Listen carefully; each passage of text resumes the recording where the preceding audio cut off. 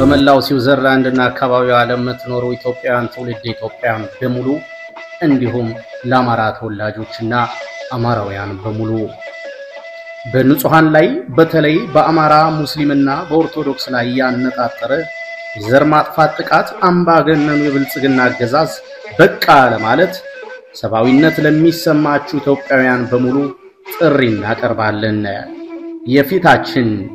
ኖቬምበር 21 ከዕለቱ 12 ሰዓት ተኩል እስከ 16 ሰዓት እንባ ብቻ በቂ አይደለም ለአማራ እናቶች ፍትህ ይሁን በሚል መርህ ታላቅ የተቃውሞ ሰልፍ ይካሄዳል። በጄኔቫ በተባበሩት መንግስታት ድርጅት ጽሕፈት ቤት ፊት ለፊት በመገኘት አምባገነኑ የብልጽግና መንግስት እየፈጸመ ያለውን ግፍና የዘር ማጥፋት ጭፍጨፋ እንዲሁም የእምነት ተቋማትን የማውደምና ሙስሊምና ክርስቲያኑን ለማጣላትና ለማጋጨት ዘመናት አብሮነት የነበራቸውን አንድነት ለማጥፋት እየሰራ ያለውን ሴራ ለማጋለጥ በዩናይትድ ኔሽን ወይም በተባበሩት መንግስታት ድርጅት ጽሕፈት ቤት ጄኔቫ ስዊዘርላንድ በመገኘት ድምጻችንን እናሰማለን። ኑ ሰባዊነት የሚሰማችሁ ኢትዮጵያውያንና ትውልደ ኢትዮጵያውያን በሙሉ በዚህ ዕለት በመገኘት ግራችንን ሊያጠፋ የተነሳውን የብልጽግናን ጅምላ ጨራሽ ጨፍጫፊ ቡድን ለማዋረድ ከኛ ጋር ኖቬምበር 21 ከቀኑ 12 ሰዓት ተኩል በተባበሩት መንግስታት ድርጅት ጽሕፈት ቤት ጄኔቫ ፊት ለፊት ድምጻችን እናሰማ። እናመሰግናለን። አዘጋጅ የአማራ ማህበራት በስዊዘርላንድ።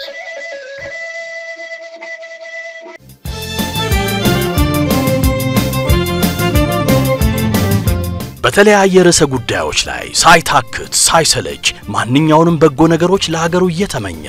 እሴት እየጨመረ የሚያስተምር የሚያነቃ ፕሮግራሞችን እየሰራ በካናዳና አካባቢው ያሰራጨ የሚገኘው ብርሃን ቴሌቪዥን እነሆ 15 ዓመታትን አስቆጠረ። እንኳን አደረሳችሁ እንኳን አደረሰን። ይህንኑ በማስመልከት ልዩ ክብረ በዓል አዘጋጅቷል። ኖቬምበር 15 2025 ከ6 ፒኤም እስከ 12 ኤኤም 515 ብሮድቪው አቬኑ በልዩ ዝግጅት ይጠብቃችኋል። በዚህ በዓል ላይ ለማህበረሰቡ ልዩ አስተዋጽኦ ያደረጉ ይሸለማሉ። የሙዚቃ ዝግጅትና የራት ፕሮግራምን በምሽቱ ይኖራል። ብርሃን ቴሌቪዥን ተመልካቾች፣ አድማጮችና ተሳታፊዎች አብራችሁን እየደከማችሁ ያላችሁ ሁሉ ወደፊትም ከዚህ በተሻለ ዝግጅትና ስራ ወደ እናንተ ለመድረስ ትጋቱን ይቀጥላል። ብርሃን ቴሌቪዥን ኑ አብረን እንስራ ይላችኋል። የማይቀርበት ቀጠሮ ብርሃን ቴሌቪዥን። ኢትዮጵያ መስቀለኛ መንገድ ላይ ትገኛለች። ህዝባዊ ንቅናቄዎች በተለያዩ የኢትዮጵያ አካባቢዎች መጀመራቸውን የሚያሳዩ መረጃዎች እየወጡ ነው። መምህራን ተነስተዋል። የከባድ ተሽከርካሪ ሹፌሮችም በአዲስ አበባ ተቃውሞ ሰልፍ አድርገዋል። አፋሮች እንደዚሁ በመድራችን ጦርነት አይከናወንም በሚል በተለያዩ ከተሞች ተቃውሞ ሰልፍ ያደረጉ ይገኛሉ። በሃዲያ ባይስኩል ደረጃ ያሉ መምህራን ስራ ማቆም አድማ ማድረጋቸውም ተመልክቷል። በቤኒሻንጉልም እንደዚሁ ሁለት ወረዳዎች ሙሉ የስራ ማቆም አድማ እንደተደረገ ነው የምንሰማው። በሲዳማ በተለያዩ ወረዳዎች የስራ ማቆም አድማና ህዝባዊ ትዕይንቶች እየተካሄዱ እንዳለ ነው መረጃዎች የሚያመለክቱት። ሰላም ጤና ይስጥልን ተመልካቾቻችን፣ እንደምን ዋላችሁ እንደምን አመሻችሁ። ከአንከር ሚዲያ ዝግጅት ክፍል የአክብሮት ሰላምታችንን እናቀርባለን። ኢትዮጵያ መስቀለኛ መንገድ ላይ ነች። ብዙ ነገሮች እየሆኑ ነው። እነዚህ መነሻ በማድረግ ከፖለቲከኛ ኢንጂነር ይልቃል ጌትነት ጋር የምናደርገውን ቆይታ እንድትከታተሉ ነው የምንጋብዘው። አብራችሁን ነው።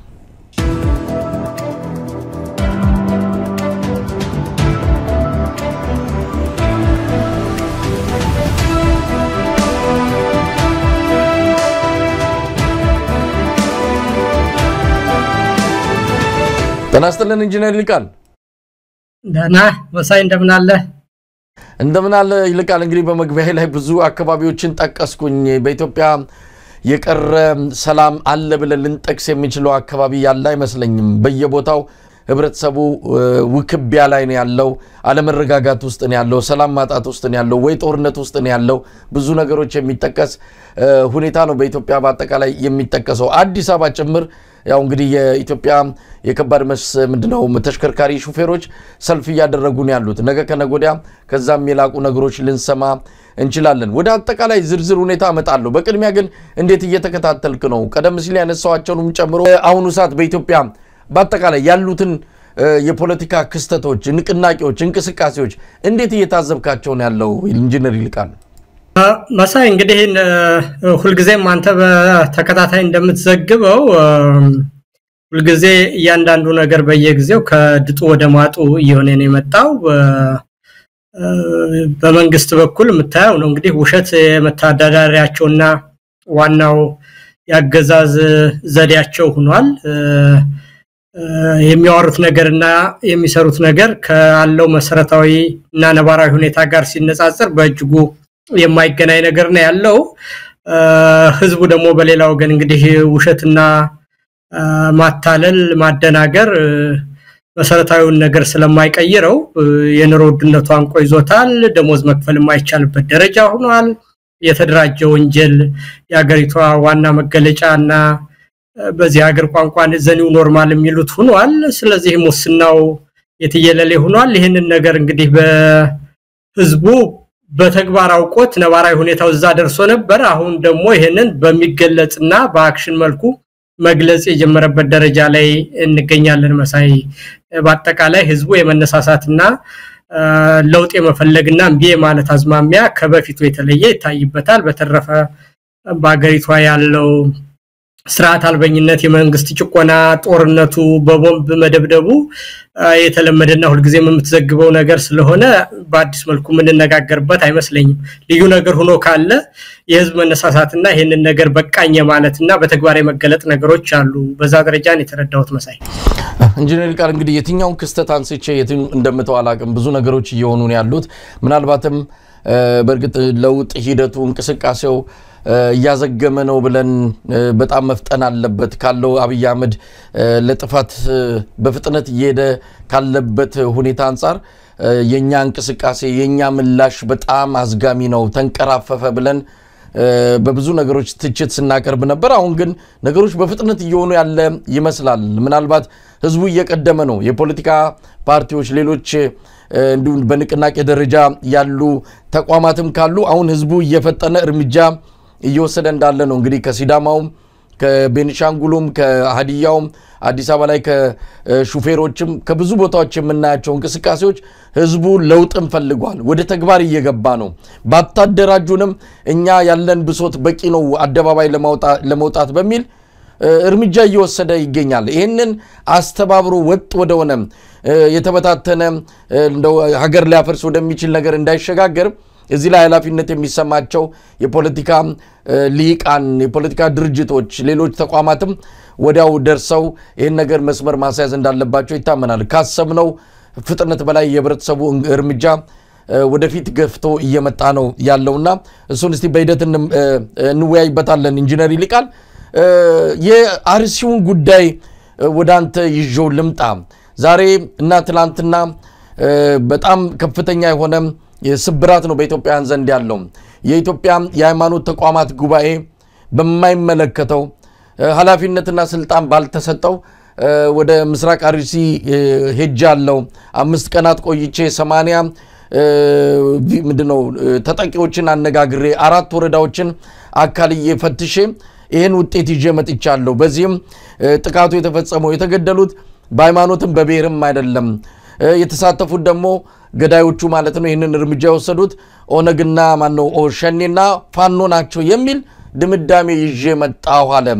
በጣም አስደንጋጭ ነገር ነው እውነት ለመናገር በ4 ቀን ማነው በ5 ቀን 4 ወረዳዎች 80 ቪክቲሞችን ወይም ደግሞ ሰለባዎችን አነጋገርኩ ያለው የሃይማኖት ተቋማት ጉባኤ እንዴት ይሄንን ውጤት ይዞ መጣ ገና ግድያው አሁንም አልተቋረጠም ይሄን ውጤት አዲስ አበባ ላይ እያሳወቀ ባለበት በዚህ ወቅት ላይ ወደ 4 የሚጠጉ የኢትዮጵያ ኦርቶዶክስ ተዋሕዶ ቤተክርስቲያን እምነት ተከታዮች ተገለዋል አንደኛ ነገር እነዚህ ሰዎች አሁን ምን አገባቸው እንዲህ ያለው ነገር ላይ ሲፈጸም ምንድናቸው እነዚያው መግለጫ የሚሰጡት በእንደዚህ አይነት ጉዳይ ላይ ህዝብ ተጣልቶ ለማረጋጋትና ከቁጥጥር ውጭ እንዳይወጣ አባታዊ ምክር ለመስጠት ቢሆን ስራቸው ነው ይባላል በወጉ ከያዙት በዛ መንገድ መግለጫ ሊሰጡ ይችላሉ መንግስት ደግሞ ተላልፎ አላስፈላጊ ነገር ካደረገ አባታዊ ምክር ለመስጠት በተቃዋሚዎችና በመንግስት መካከል እንደው ጸባል በተለየ ነገር ካለ አባታዊ ቡራኬና መንፈሳዊ ተግሳጽ ሊሰጡ ይችላሉ አንድን የተሰራ ወንጀል የማጣራት ስልጣን እነሱንና የመመስከር ማን ነው የሰጣቸው መጀመሪያ ማለት ነው ምን አገባቸው እነሱ የመጀመሪያ የነገሩ ግራ መጋባት የሰብአዊ መብት ኮሚሽን ናቸው እነሱ ቀይ መስቀል ናቸው እነሱ አጣሪ ኮሚሽን ናቸው እነሱ ምንድን ናቸው የመንግስት አካል ናቸው እነሱ አቃቢ ህግ ናቸው እነሱ ፖሊስ ናቸው እነሱ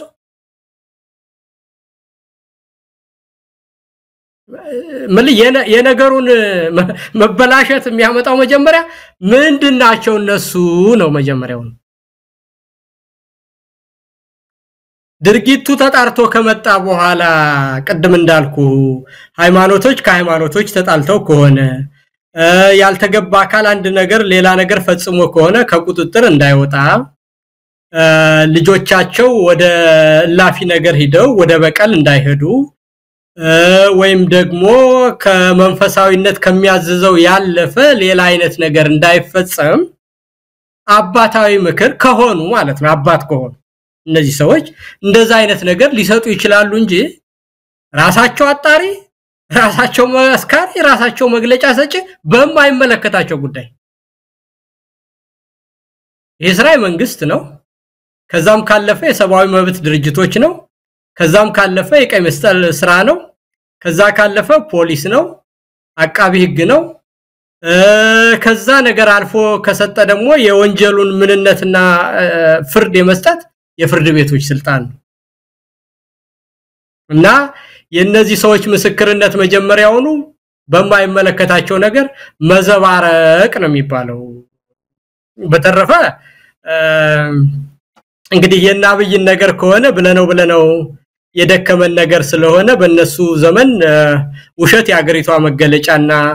ያሰራሪት ባህል ከሆነ ቆይቷል እኔ ስለነሱ መናገርም ሰልችቶኛል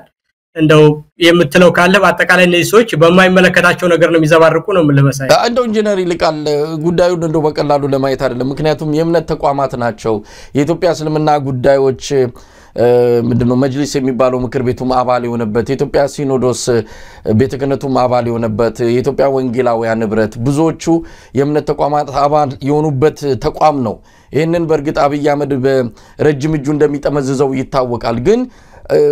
አሁን የምንሰማው ነገር አለ የኢትዮጵያ ኦርቶዶክስ ተዋሕዶ ቤተክርስቲያን የሷን ምእመናን እንዳትታደግ እየሞቱ ስላሉት እየተገደሉ ስላሉት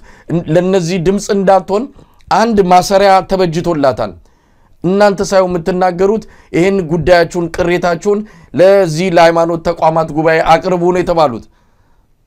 ስለዚህ የኢትዮጵያ ኦርቶዶክስ ተዋሕዶ ቤተክርስቲያን ምንድነው ምእመናኖቿ ሲገደሉ ልጆቿ ሲገደሉ አፈላትም ከዚህ በኋላ አፍም ካላት ሄዳ የምትናገረው እዚህ ጉባኤ ምክር ቤቱ ላይ ብቻ ነው ይሄ ነገር ለአባቶቹ ምን ማለት ነው ነፃነት የነበራት እንኳን አይደለም ስለራሷ ስለ ሀገር ስትጸልይና መፍትሄ ስታፈላልግ የነበረች ቤተክርስቲያን ዛሬ ለራሷ መሆን እንዳትችል ሆናለች ችግሩ የት ነው ያለው አባቶቹ ጋር ችግር የለም በዚህ ደረጃ የራሳቸው መብትና ምንድነው መንፈሳዊ ስልጣን ሁሉ አሳልፈው ለፖለቲካ ሰዎች የመስጠታቸውን ነገር እንዴት ተመለከተዋል እኔ በጣም ይገርመኛል መሳይ በእውነት አይደለ በጣም የሚያናድድ ነገር ነው በዚህ ዘመን ልክ የኮሙኒስት ስርዓትን ለማውገዝና የስርዓቱን አስከፊነት በተመለከተ ጆርጅ ኦርዌል የተባለው እንግሊዛዊ ጸሐፊ 1984 ሚል መጽሐፍ አለው የጻፈውና ሳይንሳዊ ፊክሽን ነው ግን በአጠቃላይ በዛን ዘመን ከካፒታሊዝም ነፃ ወጣናችሁና ከኢምፔሪያሊዝም ብለው ኮሙኒስቶች በህዝብ ላይ ሁሉ ነገር አፍነው የማሰብን ሁሉ ወንጀል ያደረጉበት ጊዜና ውሸት እውነትን ተክቶ የነገሰበት ዘመንና በአጠቃላይ በአገር ደረጃ ቮካብላሪ ሁሉ በፊት የነበሩት ቮካብላሪዎች የተቀየሩበት ዘመን ነው ይላልና የዛ ዋና ፓርቲ መፈክሮች አሉት ይላል ከማሳውሰው ነገር ዛ መጽሐፍ ውስጥ ምንድነው የሚለው ጦርነት ሰላም ነው ይላል ኢግኖራንስ ስትሬንግዝ ነው ይላል ወይም ደግሞ ጋጦጥነትና አላዋቂነት የብርታት ምልክት ነው ይላል እንደዚሁ ደግሞ ሌላም አንድ መፈክር ነበራቸው ዘነጋውት እንጂና ይሄ ስርዓት ፍሪደም ስሌቨሪ ነው የሚለው ሶስት መፈክሮች ናቸው ያሉት ፍሪደም ነፃነት ባርነት ነው ይላል ጦርነት ሰላም ነው ይላል ኢግኖራንስ ስትሬንግዝ ነው ወይም ደግሞ አላዋቂነትና ጀብደኝነት ድንቁርና የብርታት ምልክት ነው ይልና ሶስት መፈክሮች አሉት እንግዲህ ይሄ የነበረው ከዛሬ 70 ዓመት በፊት ኮሙኒዝምን ስርዓት አስከፊነት ለመግለጽ ጆርጅ ኦርዌል በሳይንሳዊ ፊክሽኑ የፓርቲው መፈክር የነበሩ ነገራቸው እነዚህ ግን እኛም አሁን የጨለማ ዘመን ነበረ ታፍነን ነበረ የዘረኝነት ነበረ ወኋላ ቀርነት ነበረ ተብሎ አሁን ከመጡ በኋላ እነዚህ ሰዎች መጨረሻ ላይ ያመጡልን አዲስ ዲክሽነሪ ነው ምንም ነገር ሳይሰራ ባየር ላይ አድገሃል ከብረሃል ተመንድገሃል ማየት ስለማትችል ነው እንጂ ያለ ከዛ በኋላ ደግሞ የሚሞቱ ሰዎችን ሁሉ አሁን ደግሞ ቀደም እንዳልኩ አሁን ቤተክርስቲያንን ያህል የነጻነት ምልክት የሆነችና የሰው ልጅ የህይወት ምንነት ያስተማረችን ሁሉ እውነትን መመስከርን የተናገሩ አባቶች የነበሩበትን ሁሉ የና አቡነ ጴጥሮስን እምነትና ነጻነትን ክብርን ያነገሰች ቤተክርስቲያን ዛሬ ላይ እንዲህ ያለ ልጆቿ ሲገደሉ አይ አልተገደሉም ብሎ በአደባባይ በጉባኤ ምስክርነት መስጠት ስታየው እንግዲህ ፍሪደም ኢዝ ስሌቨሪ የሚለው ነጻነት ባርነት ነው ብለው ባርነትን በፈቃድ የመቀበልን ነገር በጣም ያሳያልና ጦርነትም ሰላም ነው ኢግኖራንስም የብርታት ምልክት ነው የሚለውን የጆርጅ ኦርዌልን እንትን አሁን መሬት ላይ ኢትዮጵያ ላይ በ70 ዓመት በኋላ የተጻፈ ፊክሽን ተግባራዊ ሆኖ ሳይው ደግሞ ይሄ የሚደንቅ በሶሻል ሚዲያ ዘመን በደካማ መንግስት ውሸታምነቱ በታወቀ መንግስት ቀጣፊነቱ በታወቀ መንግስት ሀገሪቷን ሁሉ ጦርነት ላይ ባለ መንግስት የቤተ ክርስቲያን ቃጠሎና በደል ገዳማት ሁሉ ጧት ማታ 7 ዓመት ሙሉ በአደባባይ በዜና በሚነገርበት ጊዜ ይሄንን ነገር ክዶ መግለጫ ማውጣት ራስን ከማዋረድና እንደው ቢሞቱ አይሻላቸውም ወይ እንደው ባይኖሩ እነዚህ ሰዎች ቤተክርስቲያን እንደሆነ በጊዜው በልጆቿ የራሷን ትንሳኤ ታገኛለች ምንም አልጠራጠርም በዚህ ጉዳይ ላይ እኔ እንደው 100% እርግጠኛ ነኝ ግን በዚህ ጊዜ አባት ነኝ ብሎ እዛ ማህበር ውስጥ ያንን ነገር ያጸደቀ ሰው ራሱን እንደ ሰው ባይቆጥር ይሻለዋል እንደ ሃይማኖት አባትም አይደለም ምንም አይደለም እነ ዳንኤል ክብረት ውሸት ባህሪያቸው ነው ቀደም እንደነገርኩ ክደት ባህሪያቸው ነው ከውነት ጋር መጣላት ባህሪያቸው ነውና አብይ እንደ ሃይማኖትም የቆጠሩት ነገር ነው ግን እነዚህ ሰዎች ተከትለው ዛሬ ሁሉ ሰው እውነት በሚናገርበት በሶሻል ሚዲያ ስንት ነገር በሚነገርበት ወጣቶች በ20 ዓመታቸው ለውነት ብለው በሚሞቱበት ሀገር ስንት ጋዜጠኞች የፖለቲካ ሰዎች እስር ቤት በገቡበት ሀገር የሃይማኖት መሪ በአደባባይ ውሸት ሲመሰክር እኔ ይሄ ነገር ችግሩ እንደውም የሚመጣው ወደፊት ለሚያድጉ ልጆችና አሁን በእምነት በሞራል በሴት ትልቅ ሀገር ነች የምትባለው ኢትዮጵያ ሃይማኖት ሀገር በዚህ ዘመን ያሉ አባቶች ለዚህ ደግሞ አዋርዶና ራቁቱን ያስቀሩና ኢትዮጵያን ሴቶች ሁሉ ያጠፉ ሰዎች ስለሆኑ እኔ በጣም አደገኛ ሁኔታ ውስጥ እንዳሉ ቢያውቁት መልካም ይመስለኛል ማለት ነው መሳይ ኢንጂነር ሊቃል እንደ ነገሩን እንዴት ባጭሩ ማስቀመጥ እንዳለብኝ አላቅም እኔም አንተም ይሄንን ስርዓት እናወግዛለን ምናወግዘው እኔ እናንተን ሊያገናኝ የሚችለው የኢትዮጵያ ጉዳይ ነው ሌላ ዝምድናም ወንድምነትም ወይ የስጋ ነገር የለንም ኢትዮጵያዊነት ነው ስለዚህ እኔ እናንተን የጋራ ባደረገን ሁኔታ ላይ እንደው ከሌሎቹ ከብልጽግና ሰዎች ማንጋራው ነገር ኖሮ ነው ወይ ማንጋራው ነገር የሆነ ነገር አለ ምንድነው አሁን እስቲ በእነሱ ጫማ ውስጥ እንሆን ግድ የለም ትጠሉናላችሁ የምንሰራው አይታያችሁም አይናችሁን አልገለጣችሁም ልቦናችሁን ክፍት አላደረጋችሁም እንጂ እየሰራን ነው አሉ እውነት ለመናገር በዛ ደረጃ ልቦናችን ተዘግቶ አይናችን ተደፍኖ አይደለም እንደው እነሱ ሰፈር ገብተንም ነጥብ ለመስጠት ፈለግን ምን ነጥብ እንስጥ እውነት አብይ አህመድ እዚች ምድር ላይ መጥቶ በተለይ የኢትዮጵያ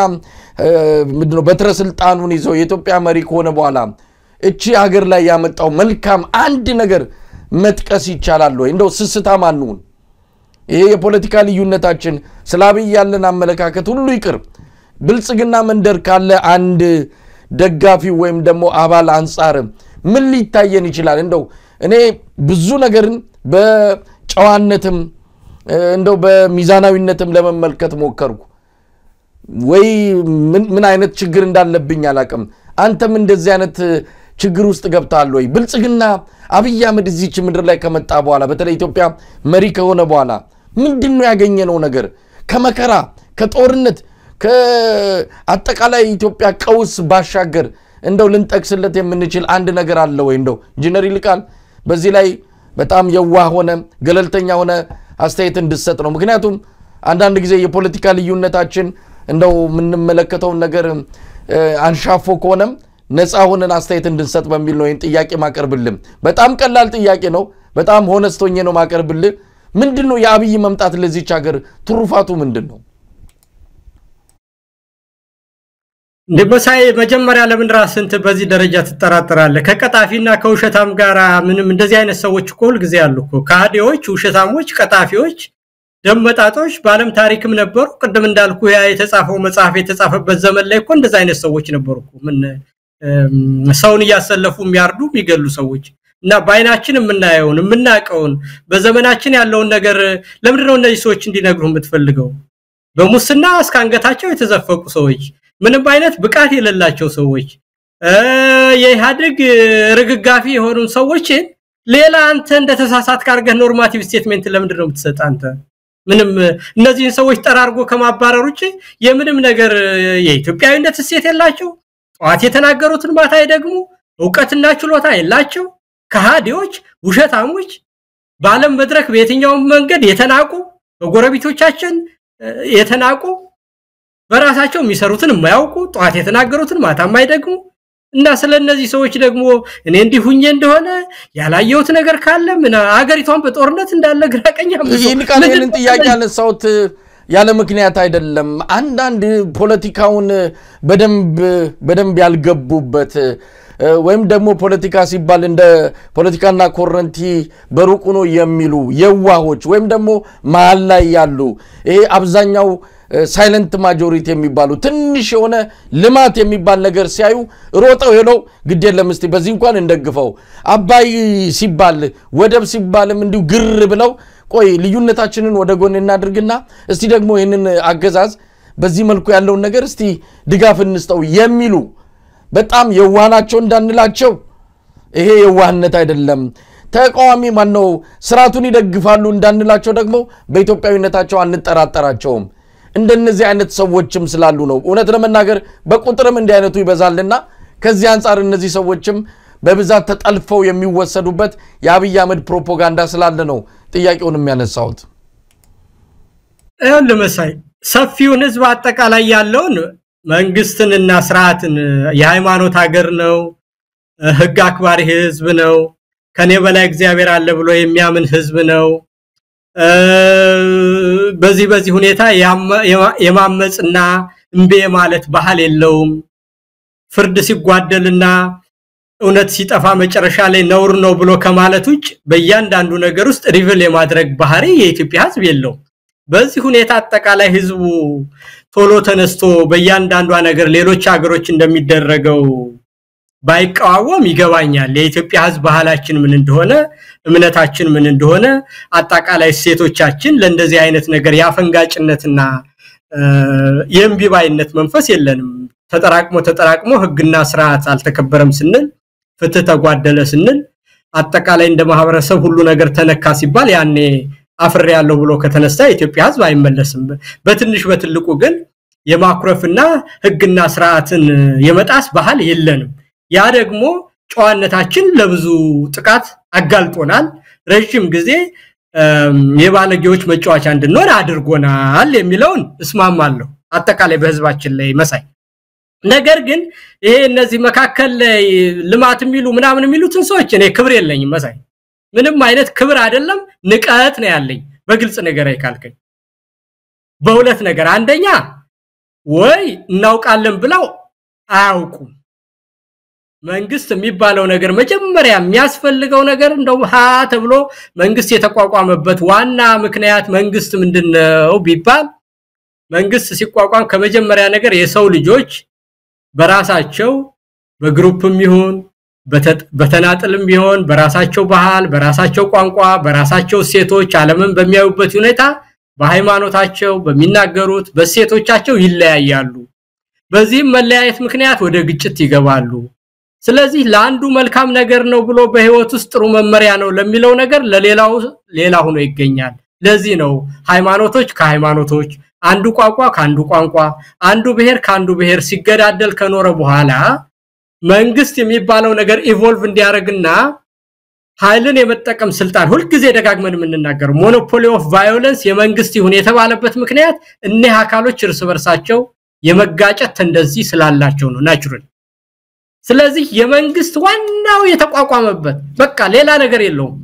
እንደውም በዚህ ሀገር እኮ ይሄ ልማት ምናምን ይያልካንታ እኛ ሀገር ምንለው አያስፈልግም ነው የሚሉት እኮ ሁለት አይነት የሊበራል ቪው አለ ሞደስ በቨንዳይና ፕሮግሬሲቭ ሊበራሊዝም የሚሉት አንዳንዶቹ ይሄንን የአክቲቪስት መንግስትና ሶሻል ኢንጂነሪንግ የሚያደርግ አያስፈልግም መንግስት ናይት ዎችማን ብቻ ነው መሆን ያለበት ሰላምና ደህንነትን ያስከብር ህግና ስርዓትን ያስከብር ከዛ ውጭ ልማት የሚባል ነገር ውስጥ መግባት የለበትም ነው የሚሉት የመንግስት ስራ ደህንነትን መጠበቅ ብቻ ነው ስለዚህ ይሄን ካወቀ እዚህ ጋር መስኖ ተሰራ እዚህ ጋር መብራት ገባ እዚህ ጋር ብልጭልጭ ነገር ተገባ ይሄንን የመንግስት ስራ አድርገው የሚያው ይሄ በመንግስት ስራ ውስጥ የማይቆጠር ነው ሌሎች ሀገር ላይ እንደው አያስፈልግም ሁሉ የሚባል ነው ማለት ስለዚህ ይሄንን ዋና ነገር አድርጎ ሰው የሞተ እሱም ይግደላቸው በሌላም ያስገድላቸው ያንን ነገር እንደቁም ነገር ከቆጠረ የመንግስት ምንነት አያውቁም እነዚህ ሰዎች ነው መሳይ መልሱ ባጨካ ስለዚህ የመንግስት ምንነት ካላወቁ መንግስት ለምን እንደተፈጠረ ካላወቁ አንደኛ ባለማወቃቸው አታከብራቸው እናውቃለን ብለው እየተናገሩ በሁለተኛ ደረጃ ደግሞ ይሄንን ያወቁ ለሰውየው ኤክስኪዩዝ ለመስጠት ከፈለጉ በህዝብና በአገር ላይ የሚጫወቱ የሞራል የበላይነት የሌላቸውና ዝቃጮች ስለሆኑ ንቀት ነው የሚያስፈልጋቸው ለነዚህ ሰዎች ካለማዋ ከሆነ ደግሞ ከሚያቅ መማር ነው ያንድ እግዚአብሔር የሰጠን ነገር የማየት የማገናዘብ የማሰብ ችሎታን እግዚአብሔር ለሁሉም ሳይሰስት ሰጥቷል ስለዚህ አንተ ያየውን ነገር እሷ ላይም ካለ እሱን ያሰብክ እንዴት ነው የምትኖር ነው ለመሳይ ምንም ለእንደዚህ አይነት ሰዎች ኤክስኪዩዝ አትስጥ እኔ እንደውም መከራ ነገር ኢንጂነሪ ቃል ራሳችንን ምንፈትሽ እንደ ህዝብም ቀደም ሲል ላንተ ምንም ገለጽ ነው ጨዋነት የኢትዮጵያ ህዝብ ያለው እንደዚህ አይነቱ ነገር መገለጫ እውነት ለመናገር ገደል እየከተተን ያለው ለአምባገነን ስርዓቶችን በጣም እየተመቸነ ያለው አንዳንዶች እንደሚሉትም አብይ አህመድ በስልጣን ላይ የቆየው የኢትዮጵያ ህዝብ የሚመጥነውን መንግስት ስላገኘ ነው የኢትዮጵያ ህዝብ እንዲህ አይነት ነው መንግስት የሚመጥነው ምክንያቱም አሁን አማራ ክልል ያየነው ሰሞኑን በስልክም ግን እናንተ ስናወራ ነበር አማራ ክልል እየተካሄደ ያለው ነገር ምንድነው እዛ ምስራቅ አርሲ ላይ በሃይማኖት ማንነታቸው በብሔር ማንነታቸው ከ2 አመት እስከ 76 አመት የኢትዮጵያን ልጆች እየገደለ አብይ አህመድ ይሄ ባልቆመበት ጎንደር መጥቶ ካባም ይሸለምበት ሊሻን የሚሸለምበት ባህር ዳር ላይ እንደዛ አይነት መዝናናት የሚያደርግበት እንደው የአማራ ህዝብ ምን ቢሆን ነው በርግጥ አድርባዮች ሊኖሩ ይችላሉ ነገር ግን ከትግራይ አንፃር ስንመለከት ከሊቅ እስከ ደቂቅ ከገበሬ እስከ ምሁር ህዋቶች ጋር ተሰልፎ የአብይ አህመድ ላይ እንደዛ አይነት አቋም ያዘው የትግራይ ህዝብን ስናስብ የአማራ ህዝብ ታዲያ ምንድነው በዚህ ደረጃ ለገዳዩ በሬካራጁ እየዋለ ለአብይ አህመድ ካባም ያለብስበትና ሊሻም ይሸልምበት አንዳንድ ጊዜ የሚመጥነን መንግስት ነው ወይ 4 ኪሎ የተቀመጠው ምን አደረገሱ ይሄን ህዝብ ካገኘ እስከ ዘላለሙም መጋለብ ከቻለ ህዝቡ ትከሻው ከቻለ ምን ችግር አለው የሚል ነገር ይመጣልና አንዳንዴ ራሳችንን እንፈትሽ እንደ ህዝብ ላምባገነኖች ኮርቻ መደላደሪያ መጋለቢያ እንድንሆን የፈቀድነው ራሳችንንና ጣታችንን ወዴት ነው መጠንቆል ያለብን የሚለው በደንብ መፈተሽ አለበት አብይ ነገ ሊሄድ ይችላል ግን አምባገነንነትን የሚያስታምም አምባገነንነትን የሚሸከም ማህበረሰብ እንዳለን ግን መካድ የሚገባ አይመስለኝም ይልቃል ሁለት አይነት ነው እንግዲህ በየትኛው ሁኔታ ውስጥ በታሪክ ዝቃጮችና እንደዚህ አይነት ሰዎች አሉ ምልህ የሚያወሩትን እኮ ሰምታል ቀደም እንግዲህ ያ መጽሐፍ የተጻፈው 1984ን ዛሬ ደጋግመን ጠቀስ ነው እንደዛ አይነት ሰዎች ምን ጊዜም አሉ በውሸታምነታቸው በካሃዲነታቸው ከእውነት ጋር በመጣላታቸው ሽልማት ሞገስ ብር ያገኙ ራሳቸውን ክደው የሚኖሩ ማሰብ ወንጀል ነው የሚሉ ቢግ ብራዘር ሁሉን ነገር አድርጎልናል የሚሉት እንደሆናቸው ኮዛ የእንግሊዝ ሶሻሊስት ፓርቲውን መሪ ቢግ ብራዘር ነው የሚሉት እናሱ ባቀደው መሰረትና ባመጣልን መሰረት ምንድነው በዚህ አመት ምርት ተትረፍርፏል እንደዚህ ሆኗል በሬሽን እየተሰጡ እኮ ነው የሚበሉት ያጡ እየተሰቃዩ የሚያጨሱት ሲጃራ እንኳን ባጡበት ሁኔታ ምንድነው ምርት በ20% ዘንድሮ ጨምሯል ይያሉ የሚሉ ሰዎች ነበሩ በዚህ በኮሙኒስት ዘመን ውስጥ ነው እና እንደዛ አይነት ሰዎች አሁንም አገኘው ተሻገር ጎንደር ላይ የራሳቸው የጸጥታ አካላት ህዝብን እየዘረፈ ሴት እየደፈረ ያገተ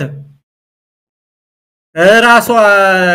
ማነው አብይ እየተናገረ ከጎንደር ጎርጎራ ያላጃቢ መሄድ አይቻልም ይያለ ከ400 አመት በኋላ ጎንደርን አስተዋውቷታል ይያለ ያወራሉ ያ ተመስገንና ማነው የሚባለው አገኘው የሚባለው ሰውዬ ማለት እና እነዚህን እኔ እንደ አገር ልጅም እንደ ኩያም እንደ ሰውም እንደ ጎንደርም እንደ ጎጃም ህዝብም ቆጥሬ እኔ እንደዚህ ነልልህ አልችልም መሳይ እንደ ተቀሌት የሚሞቱ ወጣቶች አሉ እኮ በዛው አካባቢ በጎንደር በጎጃም እና ያ ካለችው እናት ከመቀነቷ ቆርጣ ቀንሳ ለልጆች ምታበላ ምታጠጣ እናት አለች እኮ እዛ ሀገር እና 10 15 በላባዮችን ሰብስቦ እንደዛ ስላለና አንዳንድ በራሳቸው መቀኝነትና ትንሽም አርቀው ለማያስቡና ከመንግስትና ከስልጣን ጋር የሚገኝን ፍርፋሪ ያሰቡ እንዳልኩ መንግስት ምንድነው የሚለውን አጣውት የፋሲል እንትን ስለጠገነ ከ400 አመት በኋላ መጣ የሚሉ መንግስትን በዚህ ደረጃ የሚያስቡ ሰዎች ካሉ መንግስት ምን እንደሆነ የማያውቁ ሰዎች ናቸውና እነዚህን ሰዎች ደግሞ በጥንታዩ የጎንደር ህዝብ ስነልቦና ውስጥ አስገብቼ በጎንደር ህዝብ ታሪክ ውስጥ አስገብቼ እንደ ሰው ልቆጥራቸው አልችልምና ከዛ ይልቅ ለዛ ጧት ማታ የሚሰው በስም በታሪክ በክብር የማቃቸው ወንድሞችና ጓደኞች እዛው ጎንደር ላይ የተሰው ልጆች አሉ ለውነት ብለው መሳይና እነዛ ናቸው የውነተኛ መገለጫዎቻችንና ህዝባችን ምልክት ይሄ ደግሞ ተነቃንቋል ብዙ ርቀት ይደናል እንደዛ አይነቶችን ሰዎች ደግሞ ያለ ይሉንታ መታገል ነው የሚያስፈልገው በነዛ ሰዎች ግን አጠቃላይ ያማራን ህዝብም ሆነ የጎንደርን ህዝብ ጥቂት ሰዎችን በአውሮፕላን በጀት በሰራዊት ታጅቦ እንደዛ ስላደረገ ያንን የህዝብ መገለጫ አድርጌ ላይው በፍጹም አልችልም መሳይ እኔ እውነት ነገር አይካልከኝ በፍጹም ይሄ ደግሞ ከልብ እንግዲህ ይልቃል ሌሎች በርካታ ጉዳዮች ስላሉ በፍጥነት ያንዳንዱን ያነሳው ያንተን አስተያየትና ምልከታ ለመጋራት ያህል ነው እንግዲህ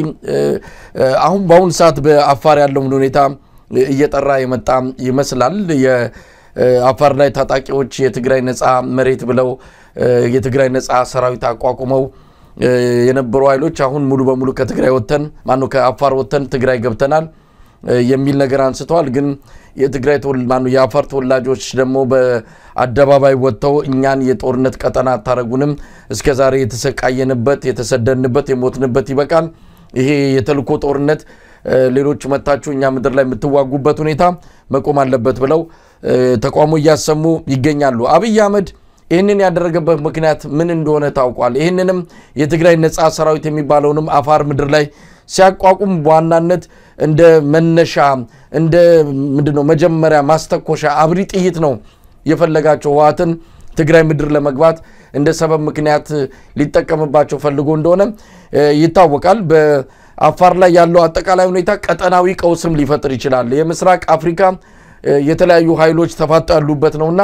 ያ ጦርነት ምናልባት አፋር ላይ ፈነዳል የሚሉ ወገኖችም አሉ ለማንኛውም የአፋሩን የቅርብ ጊዜ ክስተትና አጠቃላይ ሁኔታ እንዴት እየተከታተልከው ነው ያለው አብይ አህመድ እዚህም እዛም ጦርነት እየቀፈቀፈ ነው አፋር ቀጣዩ